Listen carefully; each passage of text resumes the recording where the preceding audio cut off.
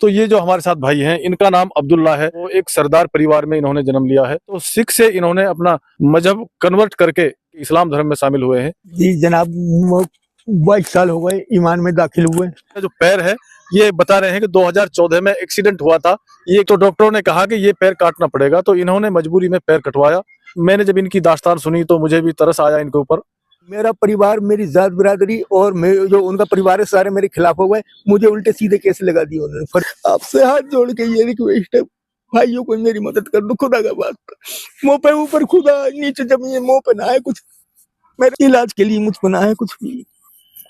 अस्सलाम वालेकुम दोस्तों, मैं कवि निसार कोटिया आपके बीच में हाजिर हूँ एक मजबूर आदमी की मजबूरी की एक बात लेकर। ये जो ये आपको स्क्रीन पर मेरे साथ में बैठे दिखाई दे रहे हैं, इनकी कहानी सुनकर बहुत दर्द हुआ दिल में। तो ये जो हमारे साथ भाई हैं, इनका नाम अब्दुल्ला है। वो एक सरदार परिवार में इन्होंने जन्म लिया है।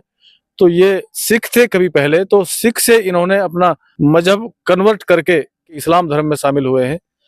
और इनको इस्लाम धर्म में शामिल हुए कितने दिन हो गए, क्या आज इनके ऊपर मुसीबत आई है, तो ये आपको खुद अपनी जबान से बताएंगे। और इनकी जो मजबूरी है, उस मजबूरी को समझकर इनकी मदद करने की भी कोशिश करें।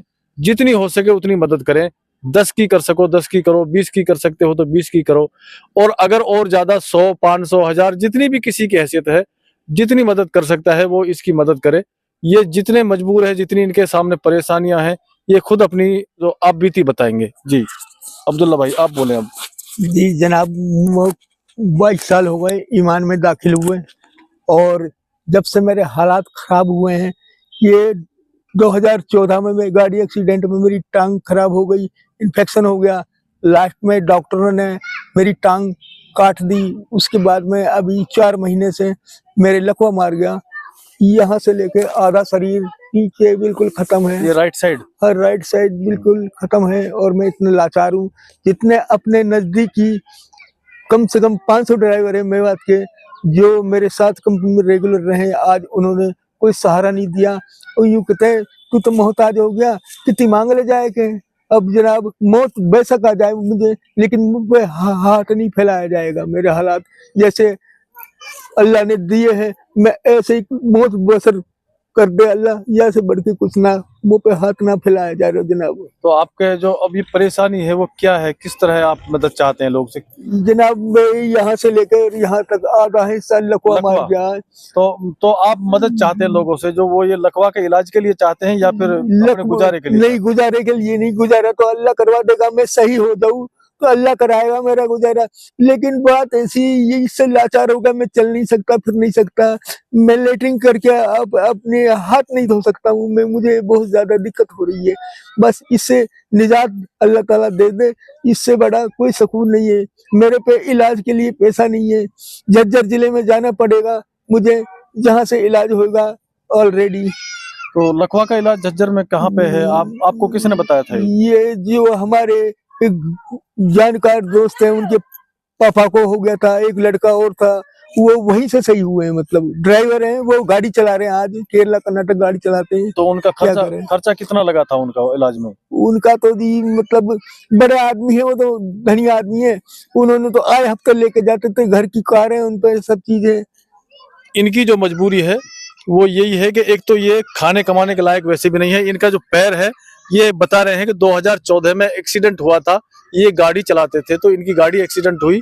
जब गाड़ी एक्सीडेंट हुई तो इनका पैर जख्मी हो गया। इसमें जख्म में पता नहीं कोई इन्फेक्शन वगैरह जैसे कुछ भी होता है, कीड़े पड़ने लगे, तो इसमें गलावट हो गई पैर में। तो डॉक्टरों ने कहा कि ये पैर काटना पड़ेगा, तो इन्होंने मजबूरी में पैर कटवाया। तो आज इनका जो पैर है वो तो ठीक है। और अब जो इनको लकवा की बीमारी हुई है, जो लकवा इनको मार गया है, तो लकवे के इलाज के लिए इनके पास कोई ऐसा अपना कमाई का जरिया नहीं है कि जो ये अपना इलाज खुद करा सकें। तो ये लोगों से अपील कर रहे हैं। ये मेरे पास पहुंचे, किसी से पूछते पूछते मेरे घर पे पहुंचे हैं। तो मैंने जब इनकी दास्तान सुनी तो मुझे भी तरस आया इनके ऊपर। तो इनकी जितनी मदद आप लोग कर सकते हैं उतनी मदद करें। तो हम इनसे एक बात और पूछना चाहेंगे कि ये कब और किन परिस्थितियों में मुसलमान हुए? तो अब्दुल्ला भाई जी, आप कौन से सन में मुसलमान हुए थे? जनाब मैं खुशी से, मैं अपने जो गांव के साथी थे, जमातें वगैरह आती थी, तो जमातों की खिदमत करता था। अल्लाह ने मेरे जहन में ऐसी आवाज आई, उसके बाद मैं ईमान में दाखिल होगा। वो हंसने लगे, यार तू काहे को मजाक करे। मैंने भाई ऐसे कुछ ना, मैं नमाज पढ़े करूंगा, नमाज सिखाओ। मैंने सूरत 10 सूरत सीख ली। उसके बाद में मैं नमाज पढ़ने लगा। फिर मैं मौलाना कलीम सिद्दीकी हैं, जिनका फुलतमा मदरसा है, उनके थ्रू मेरी सनद बन गई। उसके बाद मैं जमात में चला गया, 2 बार जमात में गया। वो 2 बार के बाद में फिर मैं अपनी गाड़ी चलाने लगा तो जनाब। कौन से सन में हुए थे आप ये मुसलमान? 2007 में सर। 2007 में हुए जी थे। सर। तो जब 2007 में आप मुसलमान हुए थे जी तो सर। आपके जो परिवार के लोग थे, आपके घर कुनबे के लोग थे, उन्होंने आपको किस तरह के देखो क्या आपत्तिजनक कहानी बन गई। उन्होंने उल्टे सीधे केस लगा दिए मेरे पे। फिर कुछ वहां से कैदी लोग होते हैं, उन्होंने उगाई उगाई पैसा करके उन्होंने मेरी मदद करी। उन्होंने मुझे केस से बरी फारिग करवा के निकाल दिया। फिर मैं अपना मेवात ही कदम धर दिया। मेवात के बाद मैं कहीं नहीं गया जनाब। जब आप मुसलमान हुए थे जी जी। तो उस टाइम क्या शादी हो गई थी आपकी? शादी, मेरा एक 35 साल का लड़का है, एक 30 साल की लड़की है। अच्छा, आज उनकी उम्र 35-30 साल है। आप आज लड़की उम्र। की 30 है, अच्छा अच्छा। लड़के की अच्छा, 35 है। उस टाइम 2 बच्चे थे आपके जी जिस टाइम जी आप जी मुसलमान हुए थे। जी। 12 तो आपने अपने परिवार जो जो आपकी बीवी और आपके बच्चे, तो उनसे आपने नहीं कहा कि मैं मुसलमान हो रहा हूँ, तुम भी मेरे साथ हो जाओ? वो सारे, मेरा परिवार, मेरी जात बिरादरी और जो उनका परिवार है, सारे मेरे खिलाफ हो गए। मुझे उल्टे सीधे केस लगा दिए उन्होंने, फरोड केस लगा दिए। अच्छा, आपके साथ आपकी बीवी मुसलमान नहीं हुई है? नहीं नहीं जी। तो आज आप कह रहे हैं कि वो 2 बच्चे आपके हैं, एक बेटा जी। एक बेटी, तो उनके बारे में जानकारी नहीं, मेरे कोई ताल्लुक ही नहीं है उनसे। कभी भी? हमारे गांव क्षेत्र के ड्राइवर आते हैं, उनसे दुआ सलाम हो जाती है, मुलाकात होती है, चाय अच्छा, पानी पीते हैं वो बताते हमारे हैं? साथ, चाय पानी वो पीते हैं बताते वो। हैं? हाँ, वो सारी बता देते हैं, सारी खबर देते हैं तो मेरे अब को। कितने दिन पहले आपने उनके बारे में जानकारी?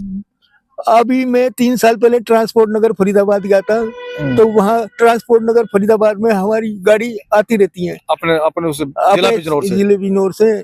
तो 2-4 ड्राइवर महीने में आते रहते हैं, मतलब आपके हम आस पड़ोस के गांव आस के? पड़ोस गाँव के। जी अच्छा अच्छा।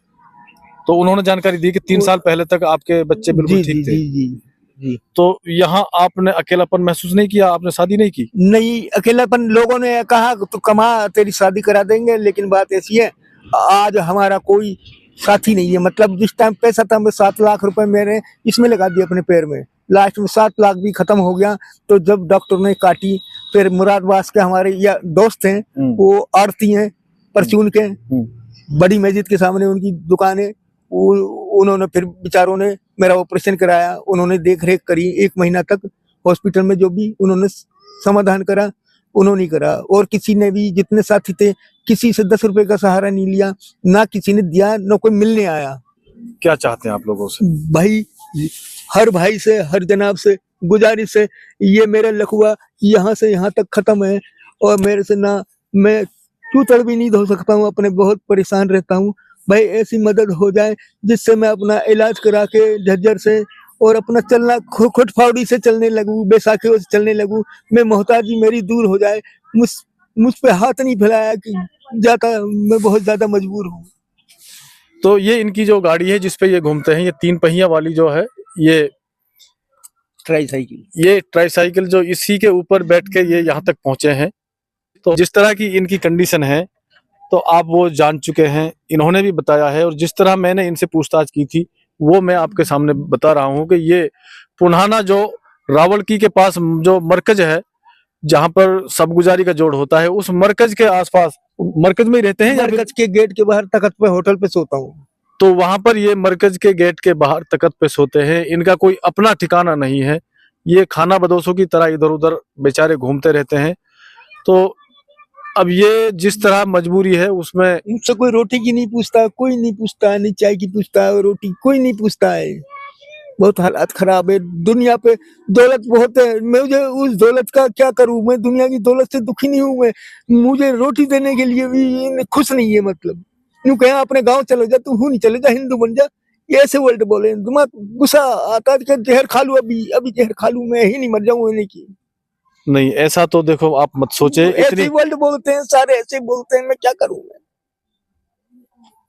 देखिए, अल्लाह की जात से भी उम्मीद रखें, और आपके जो यहाँ मेवात में मोमिन भाई हैं, आपकी मदद करेंगे। ऐसी कच्ची बात कभी मत करना। इसीलिए जनाब मैं पलवल जिले में आपके पास तक आया हूँ। आपसे हाथ जोड़ के ये रिक्वेस्ट है, भाइयों को मेरी मदद कर दो, खुदा का बात। मुंह पे ऊपर खुदा, नीचे जमीन, मुंह पे ना है कुछ। मेरे हालात ज्यादा खराब हुए पड़े हैं। ठट्टे मारते दुनिया हंस उड़ाती है मेरी। क्या करें, मेरे हालात अल्लाह ने जैसे दिए थी मैं तो झेल रहा हूँ। इलाज के लिए मुझ पर ना है कुछ भी। तो ये अब्दुल्ला भाई जिनकी कहानी सुनकर बड़ा तरस आता है। तो जो आपको ये स्क्रीन पर नंबर दिखाई दे रहा है, इस अकाउंट में और इस फोन पे में आप इनकी मदद कर सकते हैं पैसा डालकर। तो देखते हैं हमारे भाइयों के दिल में कितनी इनके लिए हमदर्दी जागती है, कितनी इनकी मदद करते हैं। और जो भाई भी इनकी मदद करे, इसी वीडियो के कमेंट में मुझे भी बता सकते हैं कि मैंने अब्दुल्ला भाई के खाते में इतने पैसे डाले हैं। और आप लोग जब कमेंट में एक आदमी डालेगा तो उसकी कमेंट देखकर हो सकता है किसी दूसरे भाई के मन में भी आए कि मैं भी मदद करूं। तो ये दुनिया दिखावे के लिए नहीं कह रहा हूं मैं कि दुनिया दिखावे के लिए आप कमेंट में बात करें, कमेंट में लिखकर भेजें। मैं सिर्फ इसलिए कह रहा हूं कि एक की मदद देखकर दूसरा भी कोई मदद करने के लिए तैयार हो जाए। तो बस इतना ही मेरा कहना है। मिलते हैं और किसी अगली अपडेट में किसी और प्रोग्राम के साथ। खुदा हाफिज।